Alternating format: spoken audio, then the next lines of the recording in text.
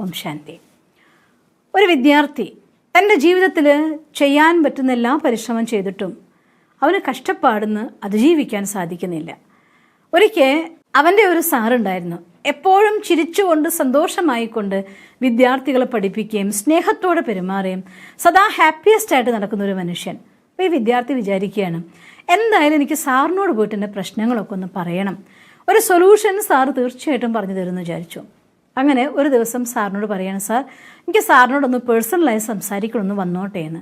അത് തീർച്ചയായിട്ടും ഇന്ന് ഉച്ചയ്ക്ക് നീ എൻ്റെ വീട്ടിലേക്ക് വന്നോളാൻ പറയുകയാണ്. അങ്ങനെ ഉച്ചയ്ക്ക് ഈ വിദ്യാർത്ഥി സാറിൻ്റെ വീട്ടിലെത്തിയിട്ട് സാറിൻ്റെ അടുത്ത് അവൻ്റെ സങ്കടവും പ്രശ്നവും ഒക്കെ പറഞ്ഞു. എല്ലാം കേട്ട് കഴിഞ്ഞപ്പോൾ സാറ് പറയുകയാണ്, എന്തായാലും നീ അടുക്കളയിലേക്ക് വാ, നിനക്കൊരു സൊല്യൂഷൻ ഞാൻ പറഞ്ഞു തരുക തന്നെ ചെയ്യാമെന്ന് പറയും. അപ്പോൾ ഞാൻ വിചാരിച്ചു, ഒന്ന് സാറെന്തായാലും വീട്ടിൽ വന്നതല്ലേ, നല്ല എന്തെങ്കിലും ആഹാരമൊക്കെ ഉണ്ടാക്കി കഴിപ്പിക്കാനാവുമെന്ന് വിചാരിച്ചു. അങ്ങനെ അന്ന് സാറിൻ്റെ അടുക്കളയിൽ അവൻ ചെന്നു. സാറും അവനും മാത്രമേ ഉള്ളൂ വീട്ടിൽ. അടുക്കളയിൽ ചെന്നിട്ട് അദ്ദേഹം 3 തവ എടുത്തിട്ട് 3 ഫ്രൈ പാൻ എടുത്ത് അടുപ്പത്ത് വെച്ചു. ഒന്നിൻ്റെ ഉള്ളിൽ ഒരു ഉരുളക്കിഴങ്ങ് ഇട്ടു, കുറച്ച് വെള്ളം ഒഴിച്ചു, അടച്ചു വെച്ചു. മറ്റൊന്നിൻ്റെ ഉള്ളിൽ മുട്ട പൊട്ടിച്ചൊഴിച്ചു, വേറൊന്നിനുള്ളിൽ കുറച്ച് ചായയില ഇട്ടു. ഈ 3 സ്റ്റൗവും കത്തിച്ചു. അതിങ്ങനെ ചൂടായിക്കൊണ്ടേയിരുന്നു. കുറച്ച് നേരം കഴിഞ്ഞപ്പോൾ ഇവൻ വിചാരിച്ചതെല്ലാം കൂട്ടിക്കൊണ്ട് സാറ് മുട്ടയും ഉരുളക്കിഴങ്ങും ഒക്കെ ചേർത്ത് എന്തോ ഒരു സ്പെഷ്യൽ വിഭവം എനിക്ക് ഉണ്ടാക്കി തരാനാണെന്നാണ് വിചാരിച്ചത്.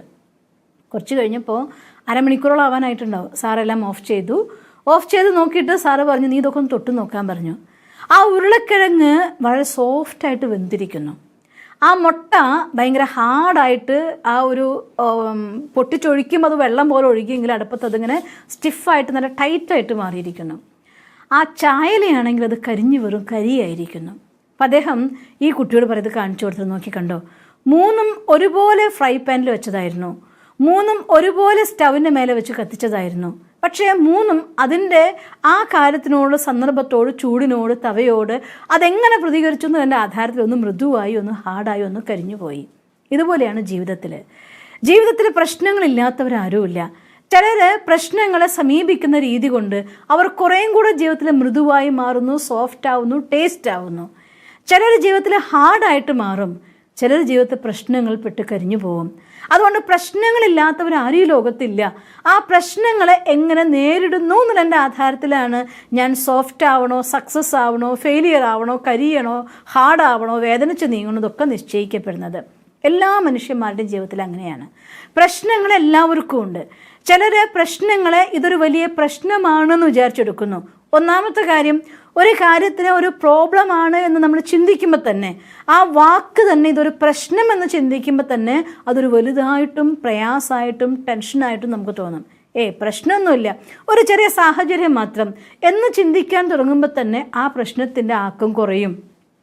ആ സാഹചര്യം എന്ന് ചിന്തിക്കാൻ അതൊക്കെ സിമ്പിളായിട്ട് ഹാൻഡിൽ ചെയ്യാവുന്നതല്ലേ ഉള്ളൂ, ഇതൊക്കെ തന്നെയല്ലേ ലൈഫ് എന്ന് നിങ്ങൾ ചിന്തിച്ച് നോക്കിയാൽ ആ പ്രോബ്ലം നിങ്ങൾക്കൊരു ഓപ്പർച്യൂണിറ്റി ആയിട്ട്, സാഹചര്യമായിട്ട് മാറുകയും ചെയ്യും.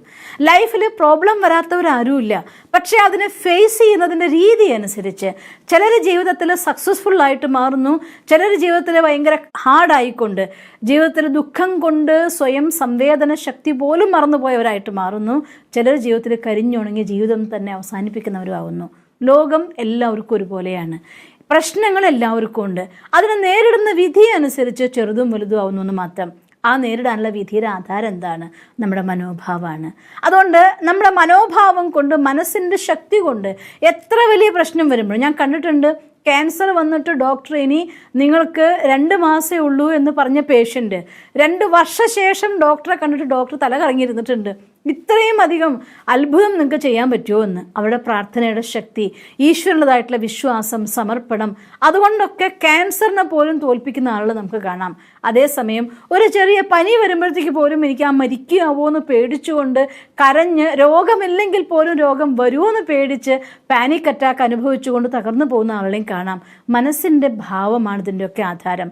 അതുകൊണ്ട് മനസ്സിനെ ശക്തിപ്പെടുത്താൻ വേണ്ടി ജീവിതത്തിൽ എത്ര തന്നെ കഠിനമായ സാഹചര്യം വന്നാലും അതിനെയൊക്കെ അനുഗ്രഹമാക്കി മാറ്റാൻ വേണ്ടി മനസ്സിനെ പവർഫുള്ളാക്കുക എന്നുള്ളത് മാത്രമാണ് ജീവിതത്തിലെ പ്രശ്നങ്ങൾക്ക് സൊല്യൂഷൻ എന്ന് പറയുന്നത്. ആ മനസ്സിനെ പവർഫുള്ളാക്കി മാറ്റിയാൽ എന്ത് തന്നെയാണെങ്കിലും നമുക്ക് അതിജീവിക്കാൻ പറ്റും. മനസ്സിനെ പവർഫുള്ളാക്കാനുള്ള മെത്തേഡ് എന്താണ്? മെഡിറ്റേഷൻ. അതുകൊണ്ട് മടി കൂടാതെ 4 ദിവസം 7 ദിവസം ഒരാഴ്ച ചെയ്യാനുള്ളതല്ല മെഡിറ്റേഷൻ. ഈ ശരീരത്തെ നമ്മളുള്ളിടത്തോളം കാലം ദിവസവും ജീവിതത്തിൻ്റെ ഒരു ദിനചര്യയായിട്ട് ചെയ്യാനുള്ളതാണ്. എല്ലാ ദിവസവും പ്രഭാതത്തിൽ എഴുന്നേറ്റ് ഈശ്വരനെ ഓർമ്മിച്ച് ആ പവർ ഹൗസ് ആയിട്ടുള്ള കറണ്ടിലൂടെ, നമ്മൾ മൊബൈൽ ബാറ്ററി കണ്ടിട്ടില്ലേ, എന്നും രാവിലെ നമ്മൾ ഫുൾ ചാർജ് ആക്കിയിട്ടുണ്ടാവും, വൈകുന്നേരം ആകുമ്പോൾ ചാർജ് പോയാൽ വീണ്ടും നമ്മൾ ചാർജറിൽ ഇടുകയാണ് ചെയ്യുന്നത്. അതുപോലെ ദിവസവും നമ്മളെ ചാർജറിൽ ഇടാനുള്ളതായിട്ടുള്ള മെത്തേഡാണ് മെഡിറ്റേഷൻ. രാവിലെ എഴുന്നേറ്റ് മിനിമം ½ മെഡിറ്റേഷൻ ചെയ്ത് മനസ്സിലേക്ക് പോസിറ്റീവ് തോട്ട്സ് നിറച്ചുകൊണ്ട് ആ ശുദ്ധ വിചാരങ്ങളുടെ ആധാരത്തിൽ പവർഫുള്ളായ മൈൻഡോടുകൂടെ ജീവിതത്തിലേക്ക് മുന്നോട്ട് പോയാൽ, എത്ര വലിയ പ്രോബ്ലം ഉള്ള ആളാണ് നിങ്ങളെങ്കിലും ആ പ്രോബ്ലം ഒരു പ്രോബ്ലം ആവില്ല, ഒരു സാഹചര്യമാവും. അത് നമുക്ക് ഹാൻഡിൽ ചെയ്യാൻ പറ്റുന്ന ഒരു ചെറിയ കാര്യമാവും. അങ്ങനെ ജീവിതത്തിലെ എല്ലാ വലിയ കാര്യങ്ങളും ചെറിയ കാര്യങ്ങളാക്കിക്കൊണ്ട്, ജീവിതത്തിലെ എല്ലാ വെല്ലുവിളികളെയും അനുഗ്രഹങ്ങളാക്കി മാറ്റിക്കൊണ്ട് മുന്നോട്ട് പോകാൻ മനഃശക്തി ഡെവലപ്പ് ചെയ്യുക എന്നുള്ള ഒറ്റ കാര്യം ചെയ്താൽ മതി. ഇത് ശരിക്കും പറഞ്ഞാൽ വജ്രായുധമാണ്. ആ വജ്രായുധം കൊണ്ട് വൃത്രാസുരനെ വധിച്ചു എന്ന് പറയും പോലെ പവർഫുൾ ആയിട്ടുള്ള മൈൻഡ് ഉണ്ടെങ്കിൽ വിഷ സൈക്കിളിനെ ഇല്ലാതാക്കിക്കൊണ്ട് പോസിറ്റീവായിരിക്കുന്ന സൈക്കിളിലൂടെ നമുക്ക് മുന്നോട്ട് പോകാൻ പറ്റും. അങ്ങനെ ജീവിതത്തിൻ്റെ യാത്ര എന്നും പവർഫുൾ ആയിരിക്കുന്ന സങ്കല്പങ്ങളിലൂടെ മുന്നോട്ട് പോകാൻ ദിവസവും കുറച്ച് സമയം മെഡിറ്റേഷന് വേണ്ടി നമ്മൾ മാറ്റിവെച്ചേ പറ്റൂ. പലരും ചോദിക്കാറുണ്ട്, എത്ര സമയം മെഡിറ്റേഷൻ ചെയ്യണം, എത്ര ദിവസം മെഡിറ്റേഷൻ ചെയ്യണം, എങ്ങനെയാണോ എത്ര ദിവസം ആഹാരം കഴിക്കണം ആരും ചോദിക്കാറില്ല. എല്ലാ ദിവസവും ആഹാരം കഴിക്കാറുണ്ട്, എല്ലാ ദിവസവും നമ്മൾ മരിക്കും വരെ ആഹാരം കഴിക്കും. അതുപോലെ ആത്മീയ ശരീരത്തിൽ ഇരിക്കും വരെ അതിൻ്റെ ഊർജ്ജം ഉപയോഗിച്ചു പോകുന്നുണ്ടെങ്കിൽ ആ ഊർജ്ജത്തെ റീഫിൽ ചെയ്യാൻ മെഡിറ്റേഷനും പോസിറ്റീവ് സ്റ്റഡിയും നിർബന്ധമാണ്. ഇതിനൊരു ജീവിതചര്യയാക്കി മാറ്റൂ, ഒരു ദിനചര്യയാക്കി മാറ്റൂ. എന്നാൽ ശക്തിശാലിയായ മനസ്സിലൂടെ എത്ര വലിയ പ്രശ്നം വന്നാലും സരളമായിക്കൊണ്ട് നിങ്ങൾക്ക് ജീവിച്ച് മുന്നേറാൻ സാധിക്കും. നിങ്ങൾക്കങ്ങനെ സാധിക്കട്ടെ എന്ന് ഞാൻ ഈശ്വരനോട് പ്രാർത്ഥിക്കുന്നു. ഓം ശാന്തി. ദിവസം തോറും ജീവിത വിജയങ്ങൾക്ക് വെളിച്ചം വീശുന്ന പുത്തൻ വീഡിയോകൾക്കായി ഞങ്ങളുടെ യൂട്യൂബ് ചാനൽ സബ്സ്ക്രൈബ് ചെയ്യൂ. നോട്ടിഫിക്കേഷൻ ലഭിക്കുന്നതിനായി ബെൽ ഐക്കൺ ക്ലിക്ക് ചെയ്യൂ. ഒപ്പം ഞങ്ങളുടെ ഫേസ്ബുക്ക്, ട്വിറ്റർ, ഇൻസ്റ്റാഗ്രാം പേജുകൾ ഫോളോ ചെയ്യൂ. നന്ദി.